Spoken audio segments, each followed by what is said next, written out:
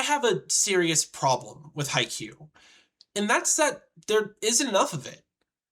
I need more. Give me more Haikyuu! I'm going to tell you about a specific moment from relatively early on in the series. Just one little moment in the setup it took us to get there. Karasuno, the team we follow, is playing against another school called Date Tech. It's the second round of the inter-high school tournament. We need one more point to win. Nishinoya just saved the ball with his foot? The moment I'm interested in comes right after that.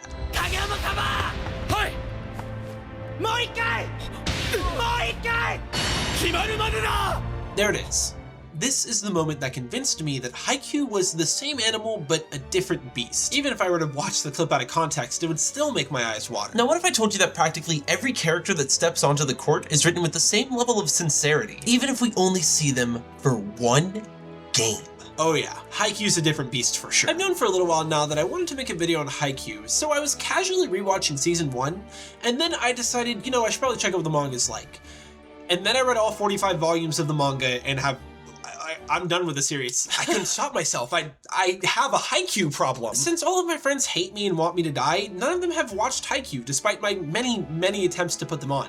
So now I'm gonna try to put you on. Today, I wanna take a peek behind the curtain. I wanna figure out how Haikyuu uses volleyball as a lens to understand these players. I wanna learn how these understandings work together to create consistent peak. I want an excuse to talk about Haikyuu. Since the next movie and OVA are officially in production, let me put you on now. You need to experience Haikyuu. Before we get started, let me take a wild guess at what you thought when you saw this video pop up in your feed. Man, I'm so glad Nightly uploaded. I need more Nightly in my life. Well, if that's the case, I have fantastic news, man. I totally have a Patreon. Once a week, I freestyle a rant at my webcam and post it over there. For just $1 a month, you'll gain access to the complete collection and you'll be supporting the channel and what I do here. All you have to do is check the description for the link, scan this QR code, or check the iCard in the corner. Thank you for your support, and let's dive in. Did you guys know they took the sport from Haikyuu and made it into a real thing? Crazy, I know. In case you've never seen volleyball before, we'll start with the basics. Volleyball is a team sport.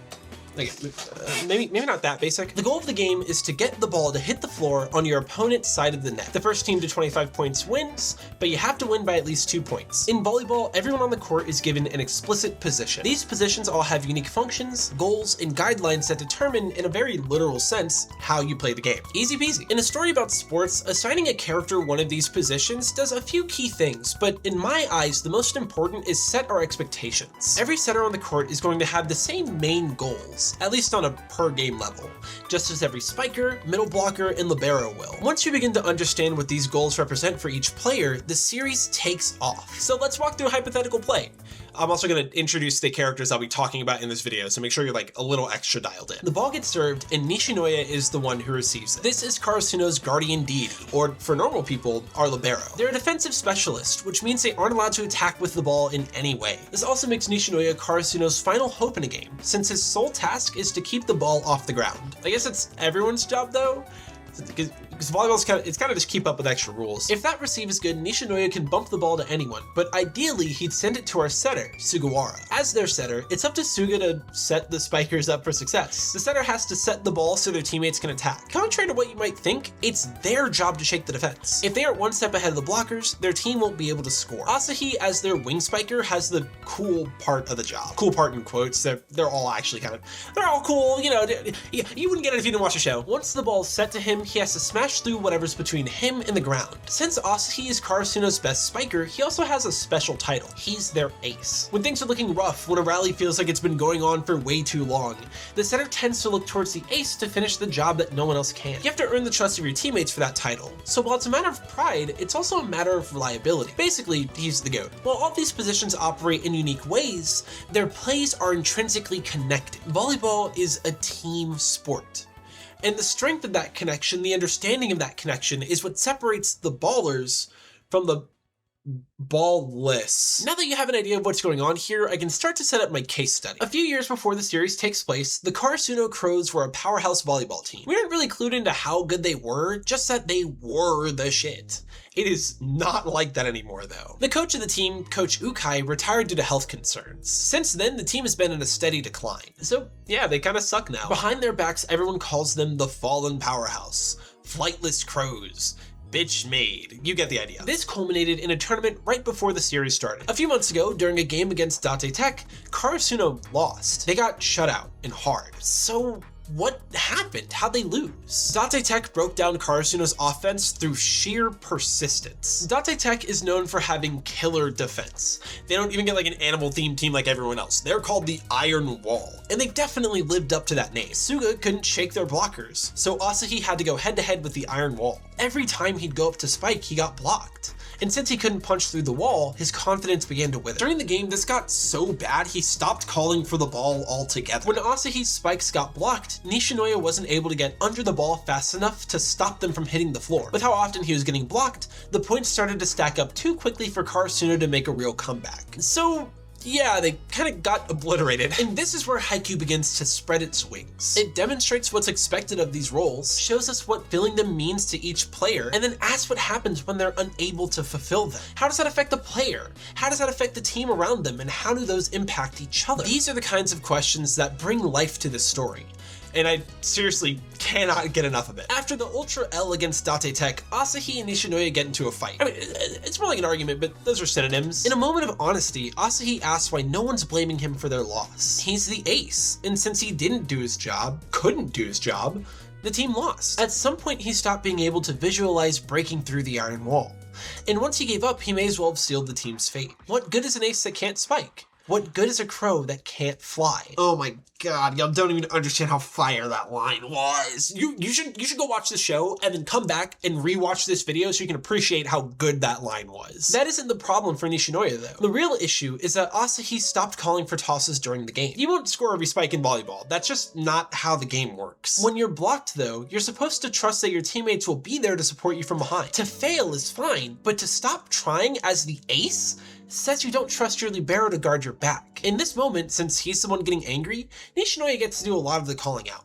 He argues that Asahi's decision to blame himself is a selfish one, but he's doing the same thing. If he could have kept the ball in the air, then Asahi would have had another shot to spike, you know? Suga's also upset at the loss, but his role in this little arc feels a lot more supportive than vocal. He regrets leaning on Asahi too much during the Date Tech game, but at the time, Karasuno didn't have many other offensive options. Suga understands why Asahi blames himself, and he understands why Nishinoya is hurt by that. Either way though, Suga wasn't tossing well enough, and he feels at least partly responsible for the relationship breaking down. The resolution for his part of this arc comes a little bit later, but it's more tied into Kageyama and like their relationship, so I'm not talking about it in this video. All of this culminates when Nishinoya pushes Asahi, resulting in the breaking of a broom. Asahi decides he has to leave the volleyball club, and Nishinoya says he isn't coming back until Asahi does. This is the state of Karasuno at the beginning of the show. Nishinoya gets introduced in episode 7-ish, and when he finds out that Asahi's still gone, he says a coward will remain a coward. It's definitely a little harsh, but he isn't exactly wrong. Asahi just can't visualize breaking through a block anymore. To quote him directly, it isn't fun hitting spikes that can't score. This is a front though. Despite how much he loves spiking and how much he enjoys playing with the team, he's too ashamed to do it anymore. He can't carry the hopes of the team all on his own like that. It's just too much for one person to handle. He's too scared to return. Kageyama and the orange one pester Asahi to come back, but he doesn't decide to until he has a conversation with the team captain, Daichi. I haven't mentioned him yet. He's pretty cool. I hope he doesn't die. Asahi's worried about the others' reaction to him coming back after so long, and Daichi says, as long as you still love volleyball, that's reason enough to come back. Fast forward a little bit, and there's going to be a game against the new coach's friends from high school. The new guy is Coach Ukai's grandson. What? I don't even know what word that was. The new guy is Coach Ukai's grandson. You can just call him Coach Ukai. Asahi is lurking outside the gym, still too nervous to actually step back in officially when he gets dragged in to fill a spot on the adult team. Haikyuu's willingness to put characters in situations that make them uncomfortable is what makes their growth feel so natural. The practice match starts, and despite everything that's happened, deep down, Asahi has been longing to play again, to feel that connection with his team again. He goes to spike, but it's blocked, a familiar feeling of course. Except this time, Nishinoya saves it. And as Suga's trying to decide who to toss it to, Asahi makes the decision for him.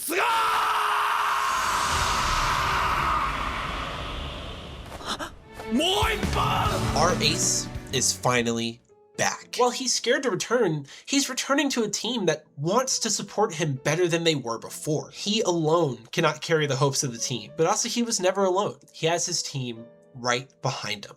Now this one didn't make me cry, but you know, I'd be a liar if I said those tears weren't jerking a little bit. I know I'm focusing on him here, but Asahi isn't the only character who's grown or changed by these events. Nishinoya was spending his time away from Karasuno practicing his block receives. If Asahi left volleyball forever because he couldn't save the ball after a block, it'd be all his fault. But because he wants to prove to his teammates that he deserves his position, he keeps working to better himself. Oh, I love that they practice! It's so good! But now that we've got them back on the team, the upcoming Inter-High tournament serves as a chance for them to prove themselves.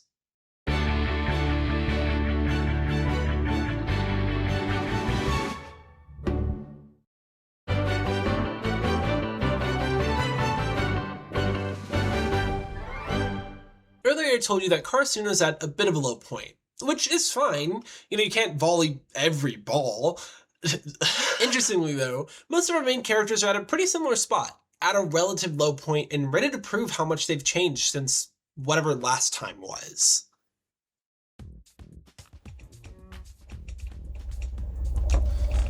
Okay, bro.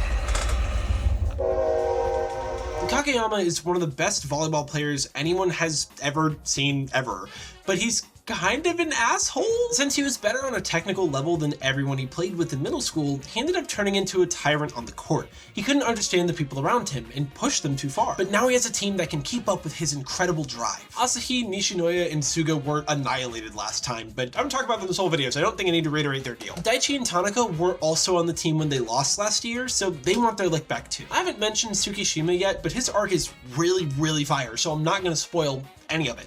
And the orange one is short or something. Everyone's individual goals are, well, obviously their own, but at their core, they share the idea of self-worth. Every time a player touches the ball, they're given an opportunity to prove themselves, to tell their teammates that they can be relied on, that their faith hasn't been misplaced, to tell themselves they're not the same as they once were. Only the best team can remain, and every rally is a chance to cement yourself as someone that deserves to stand on the court. That's why volleyball means everything to these boys. Volleyball doesn't bring meaning to their lives bring meaning to volleyball. You know what they say, ball is life. Unfortunately though, you can't always win. And I mean, obviously, right? It's a sport. For someone to win, the other team must lose. Karasuno is a fallen powerhouse. You've got to fall somehow. But Haikyuu is a series that understands how deeply important heartbreak and loss are for growth. Two of my favorite episodes of the entire series are about teams that play Karasuno early into tournaments. One of them isn't really important to like the larger story I'm telling here, but like, it's my video, I want to talk about it, it's good. In Season 2, Karasuno plays this team that's trying to look cool rather than actually trying to play the game. But a little too late into their match, their captain realizes that trying to look cool is the lamest thing you can do. They lose, it's almost like they kind of suck, but even just watching them like really start to try for those few futile minutes, have those damn tears jerking again. The actually important one for our purposes today happens when they play against Tokonami High School in the first round of the first tournament of the first season. There's gotta be a better way to write that. One of Tokonami's wing spikers happens to be Daichi's friend from middle school, Ikejiri. Now they're both in their third year. Unless they play in the spring, which the seniors aren't really supposed to do since they have to get ready for college, this is going to be their last tournament before graduation. Like always in this series, we flip a little bit between the two teams' perspectives, but this time we take it as an opportunity to learn about Daichi and Ikejiri's history specifically. In middle school, their team was blown out of the water by some powerhouse team. While it was kind of a foregone conclusion since their opponent was the alleged GOAT, Daichi was still really frustrated by the loss. We cut forward to now, and while Daichi and Karasuno have been practicing their asses off and are also insane, the Tokonami team can't really say the same. Look at them. Ballless. The Tokonami team works as a tool to show the audience how far Karasuno's really come. The tournament's about to get real shonen-y, and by showing us Ikejiri, we're offered a look into what could have been. This is what Karasuno would have been like if they didn't have their freakishly good starting rotation, if they didn't have the insatiable need to improve themselves. This was Karasuno last year. Tokonami starts fighting back, but Karasuno's been taking them seriously as an opponent this entire time. They lose, by a decent amount too. And then it's over. Karasuno has earned the right to remain on the court. Here we take a moment to show everyone who lost in round one, and it's genuinely heartbreaking. Everyone here was looking for the same kind of chances Karasuno was, but they weren't strong enough. The losers couldn't cut it, and as harsh as it is, That's what gives the sport meaning in the first place. At any moment, it could all end for you. So you have to grab the chance you have and refuse to let go. What really solidifies this for me though is what Ikejiri tells the Karasuno team after the game. He passes off their goals, their ideals. He tells them to win, then win some more. Haikyuu's Grace for the Losers offers the audience so many opportunities to understand our core characters better. Not only do we get to know these kids before their hopes are blown away like a fart in the wind, but we're offered a chance to reflect on our team's growth over the season. These moments are incredibly familiar by now, and Haikyuu unflinchingly demands that we consider what it means to have ended it all for another team. To stay on the court, to continue earning these chances, you have to give it your all. And even then, your all may not be enough. That montage of the losing teams pisses me off too.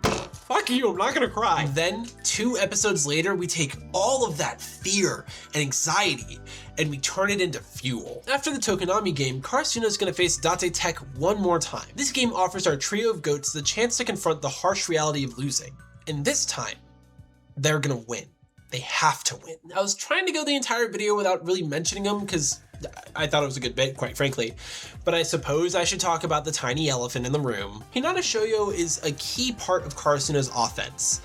He's also a middle blocker. He's super fast, he can jump super high, and is just so enthusiastic about volleyball. Because he can keep up with Kageyama's insane setting, he can essentially score from any position on the court. Since the other team's defense is having to account for this orange blur all the time, our other attackers will have less pressure on them. And we really see Karasuno leverage this against Date Tech. As much as I would enjoy it, if I did an actual play-by-play, I think this video would triple in length, so I'll keep it short. During the first game, Hinata's doing his thing, Karasuno's managing to score fairly often, but Date Tech's blocking is getting better as they go. Asahi manages to score 2 key points here. The first is a back row attack that catches the blockers off guard, and to close it out, he does the same thing one more time. A point is a point, don't get me wrong, but neither of these are what Asahi's looking for. And the team as a whole is stronger, and that's fire, but he isn't satisfied yet. Before the second game, Asahi says we weren't going to let Hinata shoulder the burden on his own anyway. The more he's up and running, the more the whole team clicks. I'm the ace, so I'm going to go out there and do just what an ace is supposed to do. Are you getting hype? Are you hype? I'm hype. If I wasn't sweating, I'd get goosebumps. This isn't just a good line though. This is Asahi declaring to himself that he'll break through that damn iron wall. And I think that's the very essence of Haikyuu. All of Karasuno's relying on him here, and he recognizes the weight that comes with that. This moment is probably more important to him than anyone, but all of them have something to prove. And if Asahi can't come through as the ace, it'll all be over. Last time, he buckled under the pressure and ran away, but so much has changed since then, and he's ready to prove it. The second game of the set was a lot harder than anyone was anticipating. Date Tech is really good at blocking, and they've already adjusted to playing against the orange guy. As the end of the game draws closer, the question on everyone's mind is whether or not Asahi will be able to score without the ultimate decoy on the court. Well, to be fair, that's not on everyone's mind. Asahi is thinking, how can I call myself the ace if I can't even get the last point through when it counts? Date Tech tries to spike it, Tonika receives it, Kageyama sets it, and of course it wouldn't be that easy. One of Date Tech's players also stakes their title on the game. We've stopped this guy before, we're no iron wall if we can't do it again. Anyway, they block, Nishinoya saves it, Kageyama sets it to Asahi again, but it's too close to the net. They joust, Asahi loses, before Nishinoya saves the ball with his foot! Someone clip that! But now we're back to that moment I brought up earlier. As Kageyama's trying to decide where to set it, Suga yells from the bench, one more. And Asahi doesn't just call for the ball. He shouts, I won't stop until I score. Oh, it's so cool. It's so fucking good. I know this section's been a little quote heavy, but god damn it, man. Every line in this show is a banger. Here's one from Coach Ukai II. To a hitter, having a ball put up just for them is a big point of pride. It tells them in no uncertain terms that they still have the faith of their setter. Now he's got not one, but 2 setters who will put up a ball for him. There's no way he can't be feeling confident now. As Asahi takes flight, he not only surpasses Date Tech, he surpassed himself. Here, even if it's a little unconventional, he scores the kind of point only an ace can. The iron wall of Date Tech has been broken. The cage of yesterday can no longer hold them. Karasuno has finally returned to the court. No longer are they a fallen powerhouse. No longer are they flightless crows. I'll be completely honest, that's where the video is going to end. Asahi and Nishinoya's little arc is, I think, the best one to give a taste of the series with. And then I was going to beg you to watch it and start wrapping up. But now that I'm here, I don't want to stop talking. For those of you who are about to roll out so that way you can try watching this series without any more spoilers than I've given you now, first off, thanks for watching this deep. That's really, really awesome of you. I love you. But 2, you should really watch it in sub over dub if you're gonna watch it. Yes, I know, sub elitists are the lamest people on earth. Trust me, I know. But Haikyuu's dub is kind of poopy. You know how some dub voice actors will just voice act like, you know, good voice actors? And other people will voice act like they're voice acting in an anime? Yeah, Haikyuu's dub has a lot of that going on. No, I'm mediating. What is that supposed to mean? I think he means meditating. Nah, he looks like he might pee himself. It's not the end of the world or anything, and sometimes it is legitimately kind of funny, but I can't imagine getting as invested in this story as I did if they sounded like that.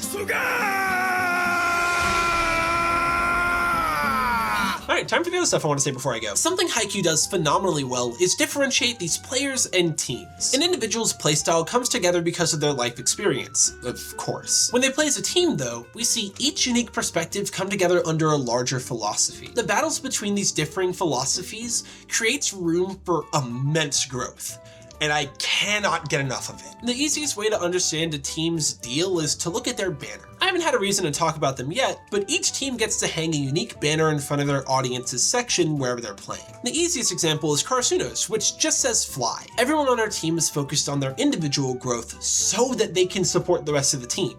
And this manifests itself in a hyper-aggressive playstyle. All of Karasuno's players wants to fly to greater heights, whether it be a specific goal for them or just to succeed as a team and advance in these tournaments. Watching as a player pushes through a personal wall like Asahi does is awesome, but watching as these egos and ideas learn to work together is electrifying. My favorite example comes a little bit later though. Inarizaki's banner says, "We don't need the memories." Since they're a powerhouse school, it initially reads as a pretty cocky banner.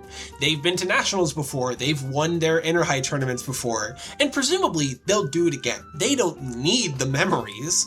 They'll simply keep winning. But as the game progresses, Karasuno, the audience, and the Inarizaki players themselves begin to understand more clearly what it means. It's not that they don't need the memories because they're so epic and awesome, but that they don't burden themselves with the past. What failed before, what worked before, none of that really matters.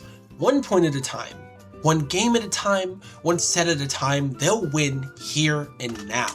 Oh my god, it's so fire! Oh, it's so fire! You can do this with damn near every team they play against, but the coolest part is that there's so much room for interpretation. The ideals behind the teams mean different things to each player, and the complex layering of their understandings adds so much depth to their team dynamic and generally just the characters in general. Now I'm just gonna rapid fire talk about stuff I like while I still have you. Takada Sensei is super duper dope. I think it's actually I think it was a stroke of genius putting him in the show. Because he's new to volleyball at the beginning of the series, he's a pretty good excuse for the author to straight up explain concepts that new audience members may not be familiar with. I understand volleyball rotations now, but if they didn't explain it to him, I would have been fucked. He's also the literature teacher, which means the author just gets to wax poetic at any given opportunity. Honestly, nothing gets me going like a good Takada Sensei speech. I have exactly one complaint about season 1, and it's that the women are kind of just there. This series is about a men's volleyball club, so I kinda get it, but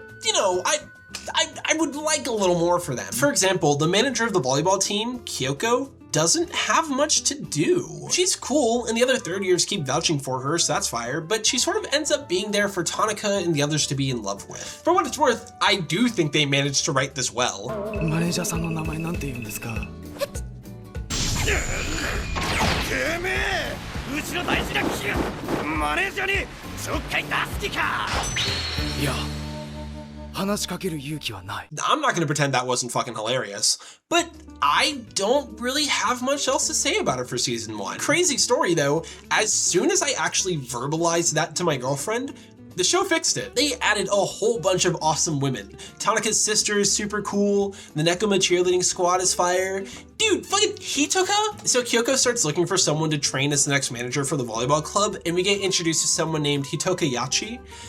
They made like an episode long little mini arc about her using Photoshop. It was so good! I can't spoil it. You won't believe me until you see it, but it is so good. And lastly, before I start really wrapping up, I have to say it, Yamaguchi's my favorite, if you say he's your favorite, and that's really all I want to say for now.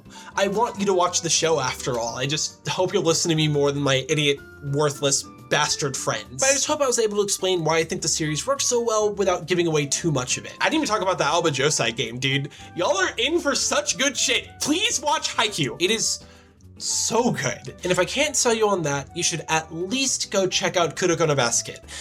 They have superpowers in that one. It's fucking crazy. Too high. If he shoots it, I won't.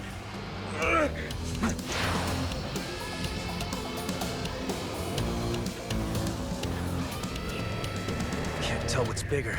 Their score or my heart rate. Definitely my heart rate. And that's really all I've got for you this time. If you guys enjoyed this video, you should definitely like and subscribe to the channel because I've got more great stuff coming down the pipeline. If you don't want to wait for that stuff to come down the pipeline though, you should definitely check out my Patreon since there's already a ton of bonus content that you're not going to see on YouTube. But I've been talking for way too long now. I want to know what you guys think. Have you seen Haikyuu? Who's your favorite team? Who's your favorite player? If you say Yamaguchi, I will put a hex on you. And that's really all I've got for you this time. As always, I'm Knightley. You've been absolutely incredible, and I'll see you relatively soon. Peace.